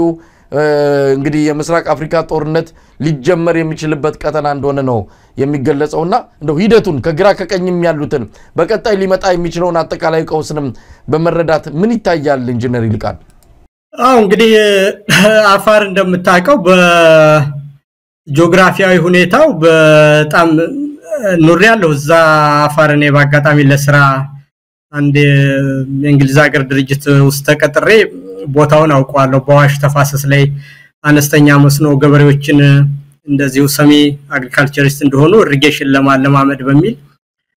የሚሰራ ፕሮጀክቱ ሰርቻለሁና አፋርን አውቀዋለሁ በደንብ ማለት ነውና በጣም ሰፊ ቦታ ነው። የህዝብ ቁጥሩ አሰፋፈሩ በጣም ትንንሽ ሰዎች በጣም በተራራቀ ሁኔታ የሚሰፈሩበትና እጅግ በጣም ሰፊ ቦታ ነው። ሁለተኛ ህዝቡ ደግሞ ወደ ሱዳንም ይሄዳል ማነው ወደ ጅቡቲም ይሄዳል ወደ ሶማሌም ይሄዳል ወደ ኤርትራም ይሄዳልና እነዚህን ሰዎችን የጋራ ዘመዶቹ አድርጎ ነው የሚያያቸው አጠቃላይ በዛ ያለውንና በሁሉም ቦታ ሞቢሊቲ አለ። የዛ የፓስቶራሊስት ነው አኗኗሩም ህዝቡ እና ያም በመሆኑ ደግሞ ሰፊ ቦታ አለ። ስለዚህ በረሃማም በመሆኑ ለወታደር ማሰልጠኛም ይጠቅማል። ለሁሉም አቅጣጫ የሚሄዱ ሰዎች ስላሉ ወደ ሶማሌም ወደ አፋር ማነው ወደ ጅቡቲም ይሄዳሉ ወደ ኤርትራምና ዘመዶቻቸው እዛ እህቴን ጠይቄ መጣሁ እዚህ ሄጄ መጣሁ እንደዚህ ነው የሚሉት ሰዎቹና ያ የበረሃው አኗኗርና ሁኔታ ሰፊ ባዶ ቦታ መኖሩ ሁለተኛ እንግዲህ ከትግራይም ከኤርትራም ከጅቡቲም አዋሳይ በመሆኑ ምንድነው ወደ ፈለጉት አቅጣጫ ለመፈንጠር ስትራቴጂክ የሆነ ቦታ ነውና በዛ ምክንያት እንግዲህ አብይ ወደ የትኛው አቅጣጫ ለሚያደርገው ነገር ግራማ አጋባትና ማምታታት ደግሞ ዋና ባህሪው ስለሆነ ለሁሉም አቅጣጫ ወደ የት ይሄድ ይሆን ተብሎ እንዲታመንና ዛ ቦታ ላይ ኃይል እንዳሰለጠነ ይታወቃል። ይሄ ደግሞ አሁን በግልጽ ስናየው በአንዳንዶቹ በኤርትራን ጉዳይ አብይ በመያዙም የተወሰኑ በነጌታቸው በኩል ድጋፍ አግኝቶ ወደ ኤርትራ ለመዝመት እነዛን ሰዎችም ለመጠቀም የአፋር ቀይ ባህር ኃይሎችን ብሎ እነዛን አድርጎ እነሱን እንዳብሪ ጥይት አድርጎ የተለየ ድጋፍ ያደረገ ወደዛ ለመሄድ ወደ ኤርትራ ለሚያደርገው ትንኮሳ ለመጠቀም የፈለገ ይመስላል። ግን በየትም ይበል በየትም አሁን ባለው ሁኔታ የትግራይ ሰዎችም በፊት ከነበረው ነገር በደንብ ልምድ ወስደው ያያደረጉ ያሉ ይመስለኛል። በኤርትራ መንግስት በኩልም በሚሰጧቸው መግለጫዎችና በአንዳንድ ነገሮች እንዳየሁት የሚችሉትን ሁሉ ራሳቸውን ለመከላከል ዝግጅት ያደረጉ እንደሆነ ይታወቃል። አሁን ደግሞ ትናንትና ዛሬም እንደሰማነው የህዝቡ ራሱ ኢምፓወርድ ነው ጦርነት በቃን ብሎ የመንግስትን ሴራ በአደባባይ ስላየ የሚሰለጥኑ ሰዎች የሱ ያልሆኑ ለጦርነት ስራ ብሎ የተዘጋጀ የህዝብ ጥያቄ ያልሆነ ነገር ከላይ የመጣ ባድ የሆነ አመለካከት ጭነውበት ሌሎችን ከትግራይ አፈንጋጮችንም ራሱም የሚያሰለጥናቸውን ከኤርትራ የመጡ ሰዎች አድርጎ መንግስት የነሱን የጦርነት አውድማ አድርጎ የራሱ የፖለቲካ መጠቀሚያ እንዳደረገው ስላወቀ ህዝቡ ተነስቷል። ያ ማለት እንግዲህ ህዝብ ያልደገፈውና በህዝብ የተጠላ ሴራ መሆኑን መታወቁና ይሄ ደግሞ የአብይ ስትራቴጂ ከመሰረቱ የከሸፈ መሆኑንና ዴድ ኦን አራይቫል መሆኑን ስትራቴጂው በግልጽ የሚያሳይ ነው። ኢንፋክት እነሱ ጧት ያሰቡት ነገር ከሰዓት እንደሚጠፋባቸው የታወቀ ነው። ግን ያንንም ደግሞ በተለይ ህዝብ ኢምፓወርድ ነው ጦርነት አልፈልግም ሆኖ ከዛው ሲነሳ ይሄ ደግሞ በጣም ያልታሰበና ያልተጠበቀ በፍጥነት ቅድም መግቢያ ላይ እንዳልከው ነገሮች በፍጥነት ህዝቡ እየነቃና የአብይን ተንኮለኝነት በሚገባ ተረድቶ ራሱን አደራጅቶ በቃኝ ያለበት ጊዜ ስለሆነ ይሄ ባንድ መልኩ በመልካም የሚታይ ነገር ነው መሳይ። ጀነራል ቀንደ ወደ አጠቃላይ ሁኔታው እንምጣ። አሁን የኢትዮጵያ ህዝብ የፖለቲካ አጀንዳም ይሁን አይሁን አይታወቅም፣ ግን የደረሰበት መከራ ኑሮ አጠቃላይ ችግሩ ወደ አደባባይ እያወጣው ይገኛል። ህዝቡ ቀደመ የፖለቲካ ፓርቲዎች የፖለቲካ ሊቃን ግን ወደ ኋላ ነው ያሉት። አሁንም ገና ስብሰባ አሁንም ገና ምክክር አሁንም ገና ጥምረት ህብረት ንግግር አብሮነት እንዲያለ ነገር ውስጥ ነው ያለው። ህዝቡ ግን ወደ ተግባር እየተቀየረ ነውና ይሄን ነገር እንዴት ማየት ይቻላል? ገና ተነጋግራችሁ ተወያይታችሁ አንድ የሆነ ህዝብን ሊያስተባብር የሚችል የፖለቲካ ንቅናቄ ሳትፈጥሩ ህዝቡ ግን ወደ እርምጃ ገብቷል። ይሄ በራሱ አደጋ ነው የሚሉ ወገኖች አሉ። አሁን መቆጣጠር ማንችለው የህዝብ ብሶት ቢመጣ ማን ነው የሚሰበስበው? አብይ አህመድ እንደውም ሊጠቀመው ይችላል። የሱ ዋና ችግር መበጥበጥ ቀውስ መፍጠር ነው። እንዲህ አይነቱ የተበታተነ ኃይል መኖሩን ሲያቅ የተወሰኑ ነገሮችን ተጫውቶ ሀገሪቱን የበለጠ አደጋ ውስጥ ሊከት ይችላል የሚለው ስጋትም አለ። ንቅናቄው መምጣቱ የህዝብ ተደፋፍሮ ወደ አደባባይ መምጣቱ ፍራትን መገላገሉ አንድ አዎንታዊ ነገር ቢሆንም ግን ደግሞ ያ የተቀናጀና የተባበረ አንድ ወጥ የሆነ የፖለቲካ ግብ ሊኖረው ካልቻለ አደጋው የበለጠ መጥፎ ነው የሚሉ ወገኖች አሉ። በዚህ አንፃር የምትወቀሱት እናንተ ናችሁ። የፖለቲካ ኤሊቶች፣ የፖለቲካ ፓርቲዎች፣ ሲቪክ ተቋማት ናችሁና ይሄ ስጋት አይታየም? ኢንጂነር ይልቃል ምናልባት ከጋሪው ፈረሱ የቀደመ አይመስልም? አልቀደመም መሳይ። በምንም አይነት የቀደመ ነገር የለም። በነገር ላይ አሁን አንድ ሌላ የምትጠብቁት መሪነት ሲባል ዝም ብሎ በሰማይ የተወሰነ ሰው ተሰብስቦ በኋላ መጥቶ የሚደረግ አይደለም። ከዚህ በኋላ ተጠራቅሞ የሚመጣ መሪነትም እኔ ያለ አይመስለኝም። እውነት ለመናገር መሪነት ያለው ፋኖ ውስጥ ነው፣ መሬት ላይ ነው። እነሱ ደግሞ ህዝባቸውን ያደራጁ የራሳቸውን አደረጃጀትም ያበዙ ከራሳቸው አደረጃጀት አልፈው ሌሎች አካላትንም ያሰባሰቡ የወደፊቷ ኢትዮጵያን በምን መልኩ እንደሚመሰረት እየተናገሩ በግልጽ እየሄዱ ነው። ያንን ኮንፊደንስ አግኝቶ ደግሞ ህዝብም የከተማው ህዝብም በቃይ ማለት ጀምሯል እና ያ ተመጋጋቢ ሆኖ የመሬት ላይ የሚያደርጉት ትግል ሙቀቱ እየመጣ ህዝብም የዛን ሙቀት ስሜት እየተጋራው ያንን አመለካከት ለመቀበልና ከፋኖ ጎን በመሰለፍ የፋኖ አማራጭ ፖለቲካ ኃይል ሆኖ እየመጣለት ስላለ በትግራይ በኩልም ራሱን የቻለ የተደራጀ ኃይል አለ፣ በኦሮሚያም እንደዛው አለ። ስለዚህ በአፋርም አለ፣ በጋምቤላም ሁሉም አካባቢዎች አሉ። እነዚህ ደግሞ የተለያዩ አካባቢ ያሉ ኃይሎች እርስ በርሳቸው መነጋገር እንደጀመሩ አውቃለሁ። የራሳቸውን የቤት ስራ እየሰሩ እንደሆነ በመረጃ የማውቀው ነገር ነው። ስለዚህ ሌላ ከሰማይ ምሁራን ተጠራርተው ስልክ ተደዋውለው አመራርነን የሚሉበት ዘመን አይደለም። ያ ደግሞ በአጭር ጊዜ ቢመጣም ውጤታማ አይሆንም። ስለዚህ ትግሉ ከመሬት ጀምሮ 2 አመት ሙሉ እየተሰራ መጀመሪያ ጀምሮ የአብይ አህመድ መንግስትነት የኢህአዴግ መሰባበር እንጂ ለውጥ አይደለም ብሎ አምኖ ያን አመለካከት ይዞ እየሰራ እያደገ እየተደራጀ ከአካባቢያዊነት አልፎ አገር አቀፋዊነት ይዘት እንዲኖረው ከዛም ቀጠናውንም በተመለከተ ከጎረቤቶቹ ጋር ሁሉ የአጠቃላይ የምስራቅ አፍሪካን ሁኔታ መልክ ባለው ሁኔታ ለመስራት በራሱ እየሰራ እንዳለ ነው የሚታየው። ስለዚህ ሌላ የተለየ አመራርም የምንጠብቀው አዲስ የሚፈጠርም የለም። የሚመጣውም ከፋኖች ነው። እነሱም ስራቸውን እየሰሩ ነው። ከሚመለከታቸው ኃይሎች ጋር ይህን ትግል በማቀናጀት ረገድም እየሰሩ ናቸው። ስለዚህ የህዝባዊ ትግሉም ያንን ተከትሎ የመጣ ነገር ስለሆነ ምንም እንግዲህ የፋኖ ኃይል የትጥቅና በኃይል ስልጣን ለመያዝ ወይም ደግሞ አገዛዙ ለማስወገድ እየተደረገ ያለ ትግል ነው። ይሄ አሁን በአሁን ሰዓት በመላው ኢትዮጵያ በመምህራን፣ በሹፌሮች፣ በነጋዴዎች እየተደረገ ያለው ንቅናቄ ሰላማዊ ነው። ምናልባት ይሄ ነገር ባንድም ይሁን በሌላ አንዱን የሚያጠፋበት ወይም ደግሞ የተለየ ያልተጠበቀ ለውጥ ሊያመጣ ወይም መጨረሻው ውጤቱ ጥሩ እንዳይሆን ሊያደርገው አይችልም ወይ? የፋኖ ትግል የትጥቅ ትግል ነው፣ መሳሪያ ትግል ነው፣ በኃይል ነው። አሁን የሚካሄደው ንቅናቄና ምናልባትም ብዙዎች ተስፋ የሚያደርጉበት ብዙ መስዋዕትነት ሳይከፈል ስርዓት ማስወገድ የሚቻለው አንድም በህዝባዊ ቢተኝነት ነው። ይሄንን ህዝባዊ ቢተኝነት በደንብ አድርገን ከሰራንበት ለዛም አጋዥ ይሆናል ጫካ ላሉትም የሚል ነገር ነውና እነሱም ብቻ ተስፋ ማድረጉ ፋኖችን እነሱ ጀምረውታል ስለዚህ እነሱ ይጨርሱት የሚለው ያስኬዳሉ ያውን ካለው አጠቃላይ ሁኔታ አንፃር?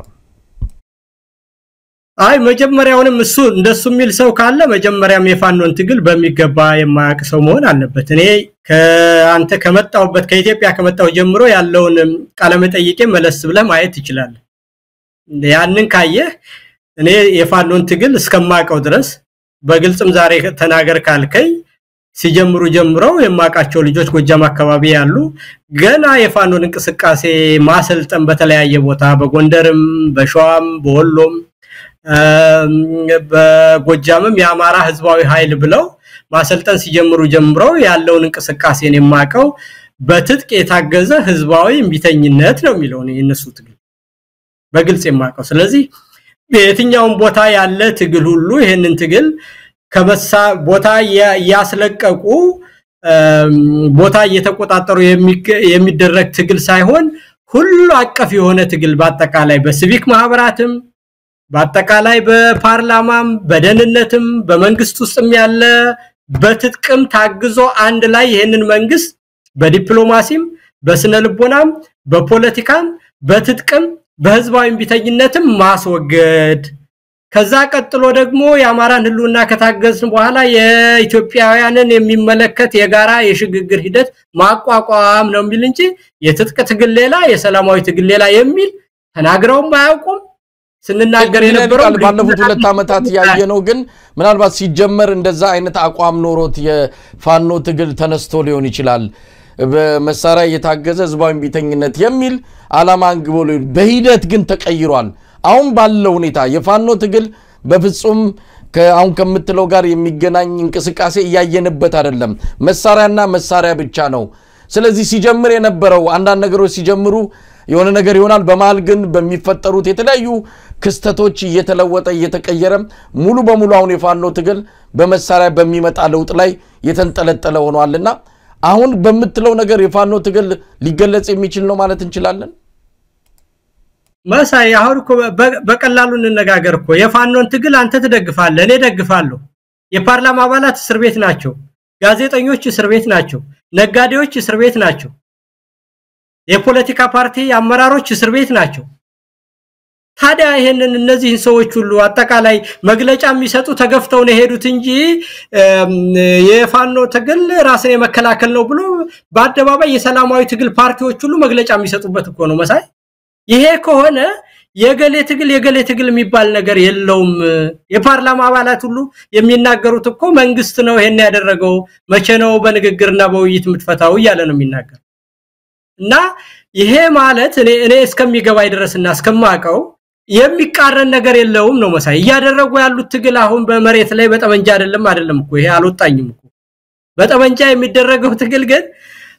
አፋር ላይ ከሚደረገው ህዝባዊ ቢተኝነት አዲስ አበባ ላይ ከሚደረገው አዋሳ ላይ ከሚደረገው ሰልፍ የተለየ ዓላማና የለውም መጀመሪያ የህልውና ትግል የትግል ስልት አይመርጥም መሳይ የትግል ስልት አይመርጥም እና ይሄ ከሆነ ደግሞ በየትኛው መንገድ የሚደረገው ትግል ሁሉ መንግስትን ለማስወገድ ነው ያ መንግስት ከተወገደ በኋላ ደግሞ ሁሉን አቀፍ የሽግግር መንግስት ይቋቋማል ነው የሚለው ፋኖ ስለዚህ ምንም የሚቃረን ነገር የለውም አሁንም ቢሆን ይሄ ሁሉ ጊዜ የምናደርገው ነገር የፋኖ ትግል እየተጠናከረ በመጣ ቁጥር ህዝብ ሙሉ ልብነት እየተሰማውና መንግስት ደግሞ ምንም ነገር ማስፈጸም ያቃተው ሲሄድ እየተናቀ ሲመጣ ያ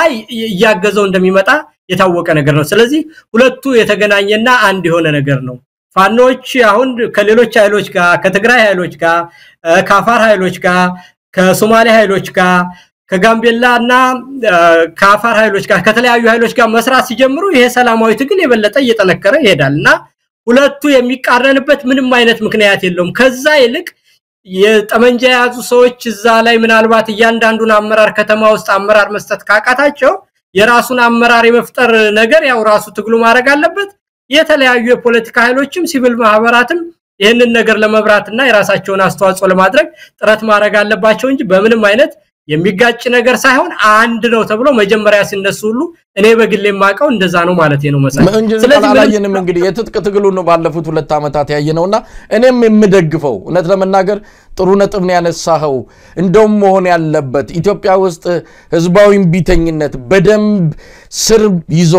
ውጤት ባለው መልኩ ሊካሄድ የሚችለው እንደዚህ አይነት የታጣቂ ቡድን ከጀርባው ድጋፍ በሚሰጥበት መልኩ ሲካሄድ ነው ይሄን በደንብ አምናለሁ ግን አልተካሄደም እስካሁን ፋኖች ምናልባት የሚጎላቸው ማድረግ የሚገባቸው ይሄን የትጥቅ ትግል የሚያካሂድ አንድ ክንፍ ሊኖራቸው ይችላል በመላው አማራ ግን ቢያንስ በአማራ ክልል የሥራ ማቆም ማድማ ሰልፍም ይሁን ሌሎች ነገሮችን ከጀርባ ሆነው ማስተባበር ነበረባቸው እስካሁንም መካሄድ ነበረበት አላየንም እንደውም የሰማነው እስከዛሬ በሰይፍ ማነው በሰልፍ ነበረ በሰልፍ ስላልሰማችሁን በሰይፍ ጀምረናል ነው ሰልፉም ያስፈልግ ነበረ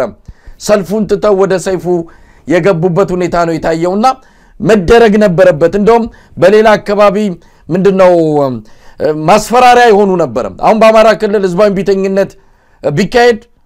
ፋኖ ከጀርባው ቢኖር የበለጠ ውጤት ያመጣል ምክንያቱም ማስፈራሪያ ናቸው ከጀርባ መኖራቸው አንድ ጥቅም አለው ግን ሲካሄድ አላየንም ስለዚህ ይሄን ነገር መሬት በያዘ መልኩ ውጤት ባለው መልኩ ለምን አናይም ታዲያ ሰይፉን ብቻ ነው ያየነው ሰልፉ የታለ ነው ኢንጂነር ይልቃል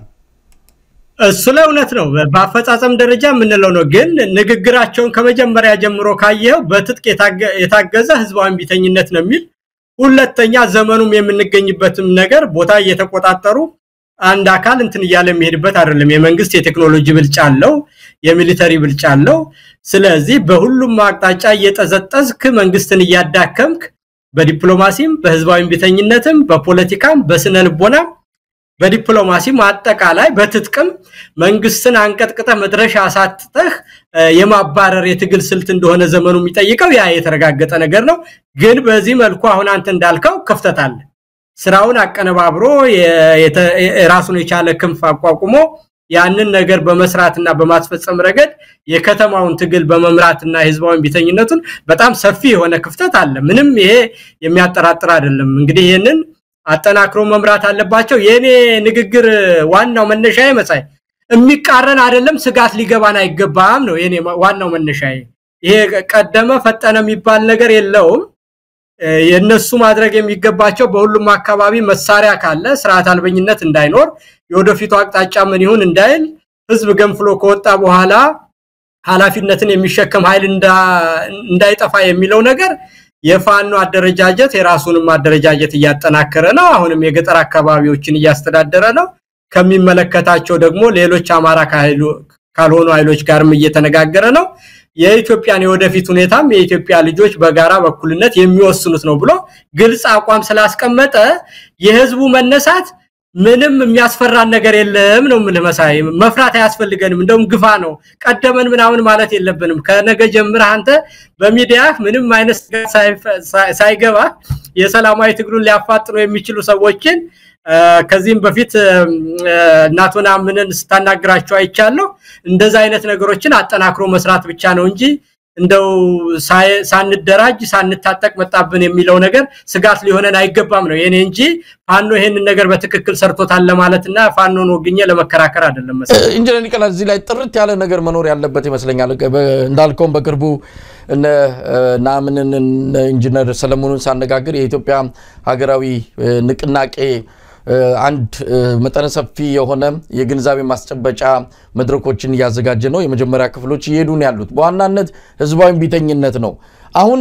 አንተ ያነሳው ነጥብ ከአንዳንድ ወገኖች ጋርም ተነጋግረናል ፋኖ ከጀርባው የሚደግፈው ህዝባዊ ቢተኝነት በደንብ መጠናከር አለበት ነው እሱ ነው ውጤት የሚያመጣው እውነት ለመናገር አለበለዚያ ዝም ብሎ ህዝባዊ ቢተኝነት ህዝባዊ አመጽ ሰላማዊ ትግል የሚባለው ዝም ብሎ እንዲሁ ቲዮሪ ነው የሚሆነው ሐሳባዊ ነው የሚሆነው ወደ ተግባር መሬት ላይ ወርዶ ውጤት ላይ ያመጣ የሚችል አይደለም እንዲሁ ዝም ብሎ የራስን የሰላማዊ ታጋይ ነኝ የሚለውን እንዲሁ ዋንጫ ለመሸለም ካልሆነ በስተቀረም ሀገራዊ ለውጥ የሥርዓት ለውጥ ለማምጣት ከምንም በላይ በኢትዮጵያ ባለው ነባራዊ ሁኔታ እንደ አብይ አይነት በጣም አረመኔና ፍጹም ጨካኝ አገዛዝ ባለበት ሀገር ላይ ዝም ብሎ ሰልፍ በመውጣት ዝም ብሎ እንደው አደባባይ ላይ በመጮህ የሚመጣ ለውጥ አይኖርም እንደዚህ በፋኖ አይነት ታጋዮች የሚደገፍ ህዝባዊ ቢተኝነት ያስፈልጋል ነው ታዲያ ለምን አብራችሁ አሰሩም እንደው ኢንጂነር ይልቃል ናምንም ልደቱም በተለያየ መልኩ እየሮጡ ነው ያሉት ህዝባዊ ቢተኝነት ኢትዮጵያ ውስጥ መቀጣጠል አለበት ይያሉ ነው ግን ደግሞ ይሄ በጣም መሰረታዊ ነጥብ ነውና ለምን በጋራ መስራት አልተቻለም ይሄ ከሆነ መሰረታዊ ቁልፉ ጉዳይ እነሱንም ወደዚህ መድረክ አምጥቶ አጠቃላይ መግባባት ተደርሶ ለምን በጋራ ትግሉን በተቀናጀ ሁኔታ ማካሄድ አይቻልም የሚለው ላይ ምን አስተያየት መስጠት ይቻላል ኢንጂነር ይልቃል እኔ መጀመሪያም ልዩነት አለ በያላ ምንም እንጂ በማንንም ሰው በእንደዚህ አይነት ነገር ለሚያደርገው ነገር ሁሉ ነው ሙሉ ድጋፍ አለኝ መሳይ እንትን አይደለም እኮ ይሄ ዛሬ ግሬ ነገር ግን እነዚህ ሰዎች የመሳሪያውን ትግል ያወገዙ ነው በመሳሪያ የሚመጣውን ትግል ይላሉ እነና ምንን ሳይሆን ለምሳሌ እንደነ ልደቱ አይነቱ በርግጥ ባይነቅፉትም በመሳሪያ የሚመጣ ትግል ኢትዮጵያ ውስጥ በጣም ከባድ ነው ይላሉ መመጋገብ ይቻላል መደጋገፍ ይቻላል የሚለውን በጣም መሽኮርመም የሌለበት እንደው ማደባበስ የሌለበት ግልጽ ጥርት ያለ ነገር ይዞ መሄድ አይቻልም ወይ አው ሁለቱን እኮ መለያየት አያስፈልግም ነው ማለት መሳይ ይኸውልህ አሁን የህዝቡን ቢተኝነትም ከመጣ እኮ አሁን መሳይ መንግስትን እንዲጠላ አድርገውት እኮ የትጥቅ ትግል እኮ ያመጣው ጭምር ትግል ነው ዝም ብሎ ሰላማዊ ትግል ስለሰራ ይመጣ አይደለም አሁን አይደለም መንግስት በኢኮኖሚው ሲዳክም ጦርነት ሲያደርግ በህዝብ ሲጠላ በሚያደርገው ነገር ሁሉ ስርዓትና ህግን ማስከበር ሳይችል ልማትን ማምጣት ሳይችል ኢኮኖሚው ሲወድቅበት ያ የትጥቅ ትግሉ ያመጣው ጫና ህዝቡም የከተማው ህዝብም እንዲነሳ አደረገው ስለዚህ ሁለቱ ትግል የተያያዘ ነው መጀመሪያው አንደኛ መጀመሪያውንም ሲነሱ የስልት ምርጫ ፋኖ አላደረግም ሁለቱም ምንድነው ትጥቅ የተቀላቀለበት ህዝባዊ እንቢተኝነት ነው የሚሉት እኮ ያስረስን የኔን ምን የተለያየ ቃለ መጠይቅ ወደ ኋላ ሄደው መሳይ ነገር ግን የትጥቅ ትግል አይጠቅምም ዘላቂ አይሆንም ሰላማዊ እንቢተኝነት ነው ብቻ የሚሉ የነልደቱ አይነት ሐሳብ ያላቸው ሰዎች አሉ ያንን ለብቻ ገንጥለው እንዴት ሊያረጉት እንደሚችሉ እሱን አላውቅም እኔ ማለት ነው አሁን ባለበት ሁኔታ ግን የህዝባዊ እንቢተኝነት እንደሚያስፈልግ ፋኖም ያምናል እኔም አምናለሁ ማመን ብቻ አይደለም በዛ ደረጃ መሰራት እንዳለበትና የቀረ መሰራት ያለበት ስራ እንዳለ ያም ተጠናክሮ መሰራት እንዳለበት በሙሉ ልብ አምናለሁ ነገር ግን ይሄንን ለይተው ለብቻ ነው እንሄድ የሚሉ ሰዎችን አንተ እነሱን አናግራቸው አሁን አቶ ልደቱ በሌለበት ሁኔታ ወይ በጋራ ቁመንት ካልተከራከርን የተለየ ነቀፋና አላስፈላጊ እንትን ውዝግብ ውስጥ መግባት አልፈልግም ግን እኔ የፋኖ ትግል አመጽ የተቀላቀለበት ህዝባዊ እንቢተኝነት መሆኑን በተደጋጋሚ ተነግሯል በግልጽም የተጻፈ ነገር ነው መሳይ እንግዲህ ፋኖዎችንም በዚህ አጋጣሚ ማነጋገር ያስፈልጋል ይሄ በጣም ትልቅ ባጭርም ጊዜ ለውጥ ለማምጣት የሚያስችል ነው ፋኖ ሁለቱንም የመሳሪያ ትግሉንም ህዝባዊ ቢተኝነቱንም በአንድ ጊዜ ማካሄድ የሚቻልበት በጣም የተመቸ መደላድል ያለበት ሁኔታ ነው ያማራ ክልል ደግሞ በዚህ ለማስተባበርም ምክንያቱም የሚቆጣጠሩባቸው ከተሞች አሉ ባንድም ይሁን በሌላ በቀላሉ የመዋቅሩን የማስፈራራትና ጫና የመፍጠር አቅም የፈጠረ ኃይል ነው ፋኖ ስለዚህ ህዝባዊ ቢተኝነቱንም ስራ ማቆሙንም ፋኖ ማድረግ ይችላልና ለምን በዚህ ደረጃ በአንደኛው በኩል ለምን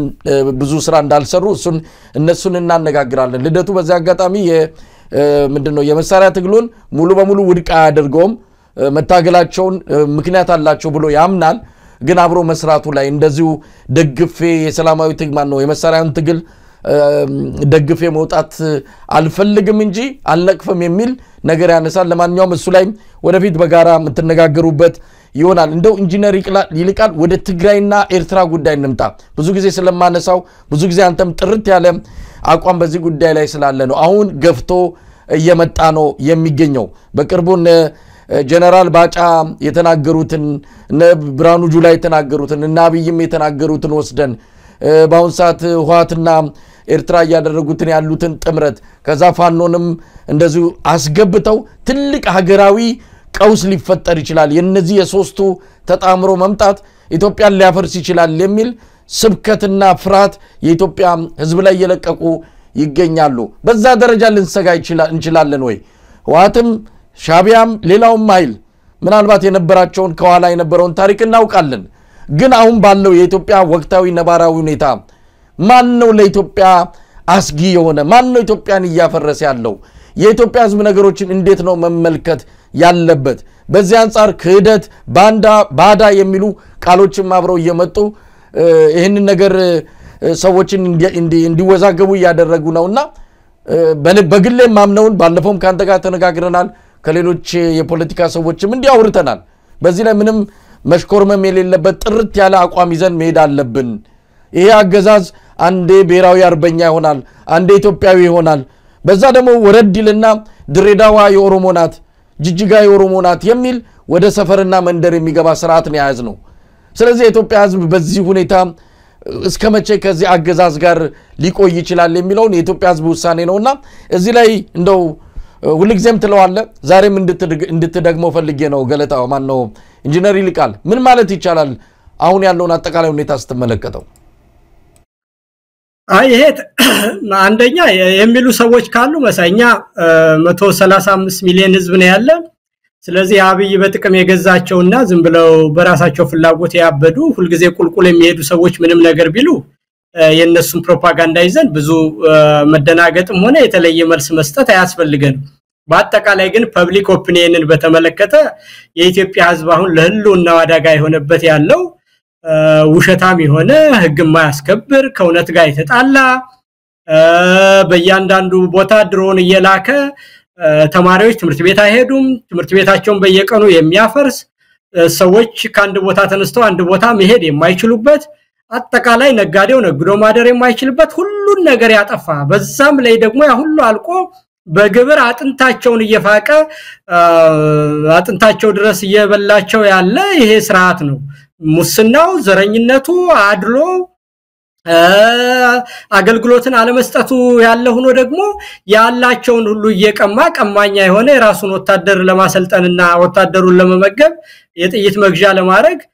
የከተማውንም ነዋሪ በኑሮ ውድነትም ያሰቃየ አጥንቱ ድረስ እየበላው ነው ያለ ይሄ ስርዓት ስለዚህ ከምንም በላይ ከአሁን ላይ ካለው ስርዓት በላይ አደጋ የሆነበት ነገር የለም በሁለተኛ ደረጃ አሁን ባለችው ኢትዮጵያ መሳይ አንድ ቡድን ብድግ ብሎ ተነስቶ ትግራይ ላይም ጭቃሹም የሚያቆምበት ወይም አፋር ላይ ጭቃሹም የሚያቆምበት ኦሮሚያ ላይ ሄዶ ገዥ የሚልክበት ዘመን የለም የራስ አስተዳደር ራሱን የቻለ የተፈጠረ ነገር ኦርደር ኦፍ ዘ ዴይ ሆኗል ስለዚህ የያካባቢውን ኮንስቲትዩንሲ የሚወክል ኃይል መምጣት ግዴታ ይሆናል ማለት ነው የትግራይን ፖለቲካ ሆነ አማራ ሄዶ እዛ ሂጅ ትግራይን አስተዳድራለሁ ማለት አይችልም በየትኛው መንገድ የትግራይን ኃይል ወክሎ የሚመጣው ከራሱ ከትግራይ በጠመንጃም ይሁን በፖለቲካ ሌጂቲሜሲ አግኝቶ የመጣ ኃይል ነው ዋት ታጥቦ ተቀሽሮ ይምጣ ወይም ደግሞ ሌላ ኃይል ሆኖ ይምጣ ቲዲኤፍ ሆኖ ይምጣ በምንም አይነት የትግራይን ህዝብ ልብና አምሮ ይዘው የመጣው ኃይል የትግራይ ወኪል ይሆናል ማለት ስለዚህ ያንን እኔ የትግራይን ወኪል የአማራ ሄዶ አንተ ወኪል አይደለም ሌላ ወኪል አምጣ የሚልበት ምንም ምክንያት የለውም ስለዚህ የትግራይን ልብና አምሮ ይዘው የመጣው የፖለቲካ ኃይል ሁሉ የኢትዮጵያን ሁኔታ ለመበየን ከዛ ጋር መስራት ግዴታ ነው ከዛ ያለፈ እንደሆነ ደግሞ ኤርትራን አሁን ወራለው ወደባ መጣለው ያለ የፎከረ የሸለለ ዛሬ መጣውብ ነገ መጣውብ በሚልበት ሁኔታ የኤርትራ መንግስት ደግሞ በውጭ ጉዳይ ፖሊሲ መሰረት ሊያጠፋው ያለን ስርዓት ራሱን እዛው እንዲገታ የሚችለውን ያህል ማድረጉ ይሄ ቀጠናውን እየረበሸ ኃይል ሱዳንንም እየረበሸ ነው ሶማሌንም እየረበሸ ነው ጅቡቲንም እየረበሸ ነው እነዚህ ኃይሎች ሁሉ አጠቃላይ ቀጠናውንም ስለሚረብሽ ዓለምንም ማስተባብረን ጎረቤቶቻችንንም ማስተባብረን የኢትዮጵያ ኃይሎችም ተባብረን ስርዓትን በካካባቢው ያጠፋ ያለውንና ሀገር ያጠፋ ህብረተሰብን ያጠፋ ያለውን ስርዓት አባሮ ሌላ ስርዓት መመስረት የኢትዮጵያውያን ሁሉ ኃላፊነት ነው ስለዚህ በዚህ ደረጃ የሚደረግ ግንኙነት ለጥያቄ የሚበቃም አይደለም መሳይ ህዝቡም ደግሞ ይሄንን በሚገባ ተገንዝቦት አንድ አይነት አመለካከት ይዞ ወደ አንድ አቅጣጫ ያያየ ስለሆነ እኔ ብዙም ያነጋግር ደረጃ ላይ ያለን አይመስለኝም መሳይ እንደው ጀነራል ቃል በመጨረሻ ያውኑን አገዛዝ እንግዲህ በማህበራዊ በኢኮኖሚ በሁሉ ነገር ኪሳራ ገጥሞታል አሁን ወደባ አመጣለው ባርበር አመጣለው ይያለ በኪራይ እንኳን እንዳናገኝ በቀጣይ በኪራይ የምናገኝባቸው ሀገራትን ጭምር እየተጣላና እየተቋረፈ ዛሬ ጅቡቲ ከግብጽ ጋር እየተፈራረመች ነው ነገ ከነጎዳ የጅቡቲ መናገኝበት በገንዘብ እንኳን በኪራይ እንኳን መናገኝበት ወደብ እንዳይኖር ያደረገ ነው ከኤርትራ ተጣልቷል የሱዳን ጉዳይ ያከተመ ነው ሶማሊያ የጸጥታው ጉዳይ ባለበት ሁኔታ ወደብ ልናገኝ የምንችልበት እድል የለንም የሶማሌላንድ ካለው አጠቃላይ የጂኦፖለቲካ ሁኔታ አንፃር የኢትዮጵያ ድል እየተጨናገፈ ነው ምናልባት ኬንያ ሌላ ነገር ካልሞከርም በስተቀር ስለዚህ ባህር በር ባለቤት አደርጋቸዋለሁ ያለ የሚፎክረው ስርዓት በኪራይ እንኳን የምናገኝበትን እድል ያስመለጠን በሩን እየዘጋብን ይገኛልና ብዙ ነገሮች ለኢትዮጵያ እየጨለሙ ነው እንደው የዚህን ስርዓት ቀጣይ ሁኔታ እንዴት አለ በሚቀጥሉት 2-3 ወራት ምናልባትም እድሜ 1 አመት እንስጣው ምን ልናይ እንችላለን ኢንጂነር ይልቃል አሁን እኮ ያለው መንግስት መሳይ መንግስት ልትለው አትችልም የኢህአዴግ ሽርፍራፊ ነው ምንድነው ስልጣን ላይ ያለው ለውጥ ጀምረናል ያንን ለውጥ ግን ጥርት ታድርገን መልካላስ ያዝነውም ገና በረጅም ጊዜ ትግል ያዳከምን መተን እንደምታውቀው አቶ ኃይለ ማርያም ተመረጡ በህዝብ ሲናት ቆይቶ አብይ መጣ አብይ ደግሞ ሲናት ቆይቶ አሁን አረግርጎ ያለበት ሁኔታ ላይ ነው ያለው በዛ ላይ ደግሞ ብቃት የሌላቸውና አቅም የሌላቸው ሰዎች ናቸው እዛ የተሰበሰቡት ልክ አንድ ስታንድ አፕ ኮሜዲ የሚሰራ ሰው በወቅቱና በሳምንቱ ውስጥ ያሉትን የህዝብ አስተያየቶች ይዞ ያንን እየቀለደ እንደሚያወራ ሰው እንደዛ እየመጣ ነው እንጂ የሚያወራው የተጠና የረጅም ጊዜ ፖሊሲ የላቸውም በምንም አይነት ይሄንን እንደው መታለል የለበት ከሶማሌላንድ ጋር የሆነ ጊዜ ሲያወራ ቆየ ሳያስበው ያደረገው ነገር ስለሆነ ሌላ ታምር ፈጥሮ አበላሸ ከግብጽ ጋር ሄዶ አልከዳችሁም እንደዚህ ብሎ ደግሞ ፈራረማችኋለሁ ብሎ ያን ሁሉ ጣጣ ሲያመጣብን ኖረ ያንን ደግሞ መልሶ ሜዳ ላይ ጣለው አሁን ደግሞ ከኤርትራ ጋር ምንድነው የኖቤል ሽልማት ሁሉ ተሸለመበት ያንን አበላሽቶ ደግሞ እንደገና ሌላ ችግር ውስጥ ገባ ከትግራይ ጋር ጦርነት አካሄደ መጀመሪያ መርጣውት በጥሩ ሁኔታ አጨብጭበው ሰጡት ከዛ በኋላ ጦርነት ገብቶ ደግሞ ተስማማው ኋላ የተስማማውን ደግሞ አልፈጽም ብሎ አሁን ድጋሚ ጦርነት ሆነ አማራ ጋር ደግሞ ልጆቻችሁ ነኝ እንደዚህ ነኝ ሲል ነበር ከዛ በኋላ መልሶ ተበላሽ ስለዚህ ይሄም ሁሉ ነገር ስታይ መሳይ ፖሊሲ የሚባል ነገር አልፈጠረበትም ሁኔታዎች ናቸው የሚነዱት እንጂ ራሱ አስቦ ረጅም ጊዜ የሚቆይ ነገር የለውም ፓርላማ በተናገረ በሳምንቱ 3 ሽፍታ በየቦታው ስላለ ምርጫ አይቀርም ማለት አይደለም በፓርላማ ሄዶ በሳምንቱ ደግሞ ጎንደር ሄደና ከጎንደር ጎርጎራ ባጃቢ ይሄድ እንዴት ብሎ ሰላም ልማት መስራት ይቻላል አለ አሁን ይሄን ሰው ምንድነው የምትለው እስቲ የትኛውን ነው ተከትለው ይሄን ሰው የውጤት ያመጣልናል የሚሉ 3 ሽፍታ ነው ያለ ሲልም አዎ ትክክል ነው ከጎንደር ጎርጎራ መሄድ አይቻልም እና በዚህ ሁኔታ ደግሞ ልማት ማምጣት አይቻልም ሲልም አዎ ትክክል ነው አርሲ ላይ ማንንም ይግደላቸው መንግስት የተቋቋመው መጀመሪያ ህግና ስርዓትን ሊያስከብር ነው የመንግስት የመጀመሪያው የመቋቋም ሁኔታ እንደማንም ይግደላቸው ተው ፋኖም በለው ኦላ በለው ገደላቸው ይባል ራሳቸው ተጣልተው ተጋደሉ ይሁን ህግና ስርዓትን የሚያስከብር መንግስት ነው አንተም ግደላቸው ሌላም ይግደላቸው ስራ ያንተ ነው አንተ ለምን ግብር ይከፍለዋል እሺ እንደዛ ከሆነ አሁን አብይ ምን ያደርግለታል እሺ ያብይ መንግስትና ስርዓት ለነዛ ሰዎች እርስ በርሳቸው የሚጋደሉ ከሆነ ህግን ማስከበርም በእጃቸው ካስገቡ መንግስት የሚባለው ነገር ምን ያደርግላቸዋል ከዛ በኋላ እና ይሄንን ስርዓት አለ ብለልን ስለዚህ የወደቀ ስርዓት የበሰበሰበት ስለሆነ ኢትዮጵያ መንግስት እስከሚኖራት ድረስ ከዚህ የባሰ ነገር ነገም ትሰማለህ የሃይማኖት አባት ነን ብለው እየሞቱባቸው አልሞትንም ብለው መግለጫ የሚሰጡ ስራ ብለው ሳይጠየቁ ስራቸው ያልሆነውን እስቲ ይሄንን ምን ትለዋለህ መሳይ አሁን ሀገር መጥፋቱን እኮ የምታውቀው ዝም ማለት አንድ ነገር ነው አልሰማንም ማለት አንድ ነገር ነው ሙተው አልሞትንም የሚሉ ሰዎች እና ይሄንን አንተ ሌላ ነገር ያመጣል ሌላ እንዴት ብለህ ይሄን እኮ የሚሉት እነ ዳንኤልና እነንተናቸው በእነሱ ቤት እኮ ፖለቲካ መሆኑ ነው ሃይማኖት ሴንሲቲቭ ነገር ስለሆነ በሃይማኖት የተነሳ ነገር ስለማንቋቋመው በእነሱ ቤት ማለት ነው ይሄንን የሃይማኖት ተቋማት በሃይማኖት አልተገደሉም ሰዎች ብለን ስንል ከዛ በኋላ ያ እውነት ይሆናል በቃ እነሱ ያወሩት ነገር ማለት እውነት ነው የህዝብ አስተያየት የት ነው የስነ ልቦናው የንቃቱ ደረጃ የት ነው ትረንዱ ምንድነው የሚያሳየን ይሄንን ስንክድ የበለጠ ቁጣ ያመጣል ወይስ ያበርድልናል የሚለው ይሄን ለመስራት ማሰብ ይጠይቃል ስለዚህ አሁን የሆነው ነገር መልሶ አብይን ቁልቁል ነው የቀበረው ይሄ መግለጫ ወይስ ወደ ላይ ነው ያነሳው ይችን እንኳን ሂሳብ ማይሰራን ሰው ታዲያ እንደ መንግስት እንዴት ነው የምትቆጥራቸው እንደው ቀድም አሁን አንተ ራስን እየወከስ እንደውኛ ተሳስተን ሆኖይ ምን ብንሆን ነው እዛ ያሉ ሰዎች ጋር ልዩነት አለን እኔ እነዛ ሰዎች ጋር አንድ አርጋ አታሰልፈኝ መሳይ አንዳርጎ ማሰልፋለ ሚልክ ይቅርታ እንግዲህ ጀሬል ቃል ካገላለጽ ምናልባት ሊሆን ይችላል እነሱ ጫማ ውስጥ ገብተን እነሱ ድንበር ድረስ እነሱ ግዛት ድረስ ገብተን በእነሱ ጭንቅላት ውስጥ ሆነን እንደው ፍርድ ለመስጠት አንዳንድ የዋሆች ተጠልፈው የገቡ ዝም ብሎ አንድ ምንድነው እንደ ጋሪ ፈረስ ዝም ብሎ ሀገር ብቻ የሚታያቸው ግራ ቀኝ የማያዩ አሰብ ሲነሳ ዘራፍ የሚሉ አባይ ሲባል በቃ ምንም ይሁን የሚከተሉ የዋህን በላቸው ወይ በፖለቲካ ሰነፍ የሆኑ ሰዎች እነዚህ ሰዎችንም አጥቦ እየወሰደብን ነው ስለነሱም ብለን እንጂ እንደ አሁን አንተ በመጥለው አይደለም እነዛማ አንዴ ደንቆሯልና ከደነቆሩ የደነቆረን መመለስ አይቻልም ግን አንዳንዶች የዋሆችን መመለስ ከቻለም ብዬ ነው አይ መልስ ምን ሰጠው ለዚህ ነገር በአጠቃላይ ያብይን ስርዓት ከነግሳንግሱ በማስወገድ ነው እንዲህ አይነት ሰዎች መቼውንም አይጠፉ በአፍሪካ ውስጥ መንግስት ከእግዚአብሔር ትንሽ ዝቅ ነው የሚል ሳንቲም ይሰጣል የኑሮ መሰረት ነው ኮት ቀይራለ እዛ ስትኖር ስለዚህ ያንን ጥቅማ ጥቅም ይያሉ የሚሄዱ ሰዎች ከለውጥ ሰው ጋር ካራያ ጋር ከታሪክ ጋር ከህዝብ ፍላጎት ጋር ከሌና ጋር ከመኖር ጋር የሚሰለፉ ሰዎች አይደሉም ወይ በፍጹም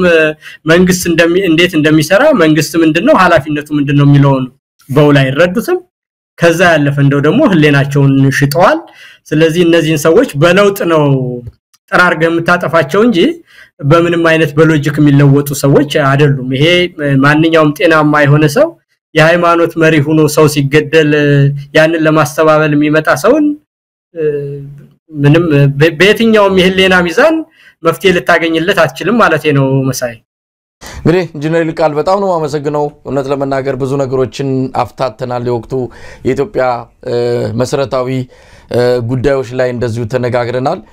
በቅርብ እንደማገኝ ተስፋ አደርጋለሁ ብዙ ነገሮች በፍጥነት እየተከናወኑ ነው የሚገኙትና እነዛ ላይ ያንተን ምልከታ እንደዚሁ ለማግኘት በሚል ደውላለሁ እንደማገኝ ተስፋ በማድረግ ነው መሰናበተው እግዚአብሔር ይስጥልኝ ኢንጂነር ይልቃል መልካም ጊዜ እኔም አመሰግናለሁ መሳይ እግዚአብሔር ይስጥልኝ